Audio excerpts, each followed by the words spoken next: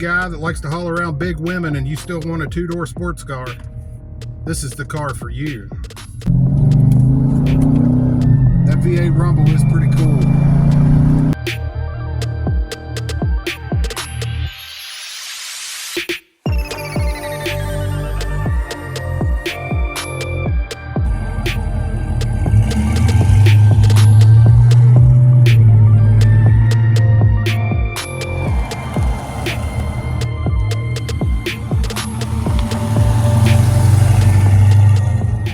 So the particular model that we're going to be reviewing here is my 2011 RT. It's got the Hemi under the hood. There's a smaller Hemi, the 5.7. See if I can get the hood open in one hand. Maybe. Oh no, yep, there we go.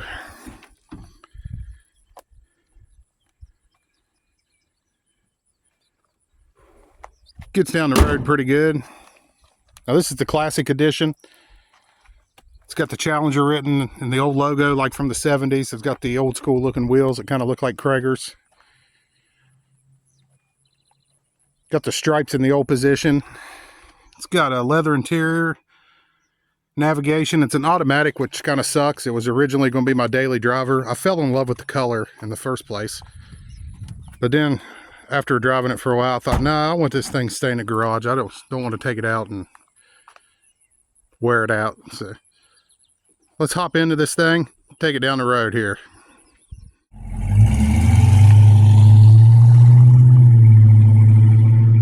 So we'll take her out for a little cruise here. So if you want to see more content about the Challenger, go ahead and hit that subscribe button. It's right below the screen. It's right there. You might as well do it while you're here. I'm trying to grow the channel. But anyways, you know, like I said, some of the things we're going to cover, we'll go clear down to a V6 Challenger, clear up to the Scat Pack or whatever. And if a V6 is all that fits your budget or your lifestyle, don't be ashamed of that. You know, that's okay. You know, when I first got my first sports car, I was like 18, so I had to get the V6 Firebird because I couldn't afford the insurance on the Trans Am. Don't be afraid to shine that thing up. Take it to car shows, take it to car meets. Don't let anybody run down your car because you had to get a V6. There's absolutely nothing wrong with that. But I will say one thing, I'm not going to lie, stepping into this V8 sure is fun. But anyways, I've had this car for about 9 years, like I've said in the beginning of the video. And I've had pretty good luck with it. Some of the problems I've had so far has been the clock spring went bad. Whenever I would turn the blinker light onto the left, my wipers would come on. That's one thing that stands out. I had a fuel leak in the back. One of the fuel pumps, it has 2 fuel pumps underneath the back seat, one on each side. And you know, that's not horrible. The back seat just pops up and you can change your fuel pump real easy.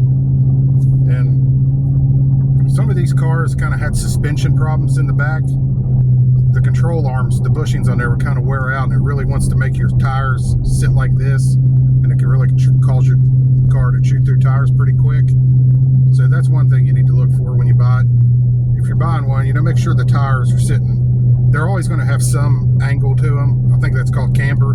I think caster's the other way. So just keep an eye on that. You know, I might start wearing out tires and stuff.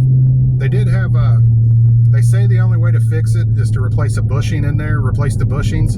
But I found some aftermarket bushings. I didn't do it. Mine was covered under warranty. But I did find some aftermarket bushings that are kind of drilled off center. So that's kind of like a cheaper hack way you can straighten up the back tires if you wanted to.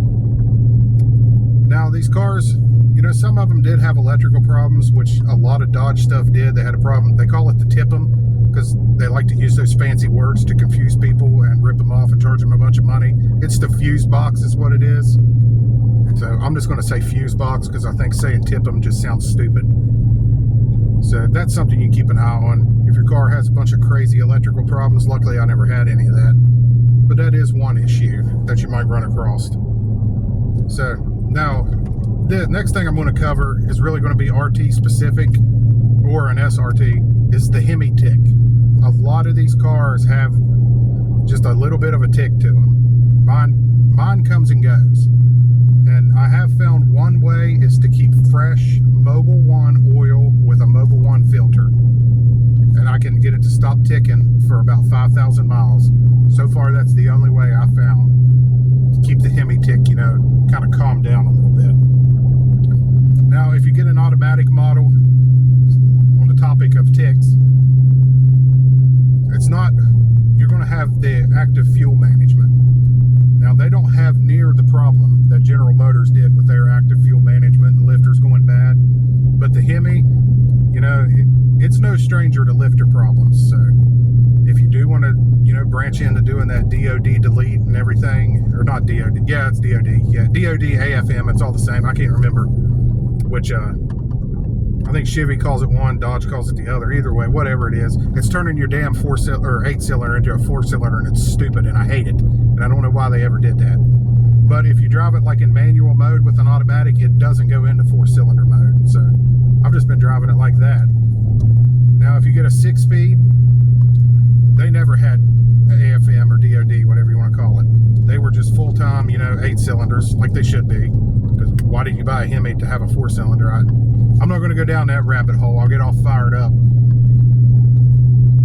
And see, we've covered the fuel tank and everything. That's really all the problems I could think of. If I can think of any more before the video's over, I'll say it. But we're going to move on to performance now. Your Hemi, your RT, it's putting out about 320 horsepower, something around there, I think. So like your V6, you can get close to almost 300 horsepower out of that. So if you don't want the V8 rumble, you know, that's definitely an option for you, is to look into the 6-cylinder one. If you're on a tight budget, maybe you're younger, insurance is just insane for younger people. So I completely get why you would want a V6. Maybe you just want a Challenger. Plus, it's a good way to get into cars and get into the car community. And if your car community makes fun of your V6, you're hanging out with the wrong car community. You need to find another one. I don't feel like car people should run down other car people. We should all be in this together here. But now, if you want to get into SRT8 and everything, and you're looking for just performance, strictly based performance, I think you can get a lower optioned SRT8 or whatever that. Yeah, it's the big one, I think. And you could probably get a lower optioned one of them for about the same price as what you get a higher end option RT. So if you're going for after performance, that's definitely the route I would go there with that. But, you know, I didn't really care about performance. I didn't want a V6 because, like I said, I'm older now. I had to go through my V6 phase where that's all I could afford. So I definitely wanted to get an RT. And like I said, you know, it sounds amazing. I'm really more after the rumble than I am the performance. So it wasn't really an issue for me. But yeah, after 9 years, I've really enjoyed this thing. I've had very minimal problems. Most of them were covered under warranty, luckily.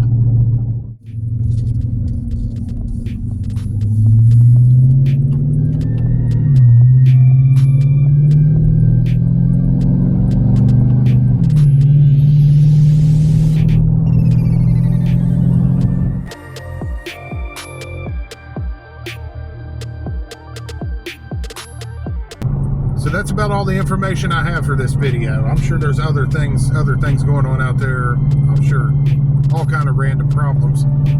But I just wanted to share my experience with the Dodge Challenger and what it's been like here the last 9 years. But I really appreciate you all watching. Hang out till the end of the video and hit that subscribe button. We're going to make it to 1,000 subscribers here real soon. I know we are. But hey, this is Hoob with Hoob's Garage. I really appreciate you watching. We'll be sure to catch you all in the next one. We'll see y'all.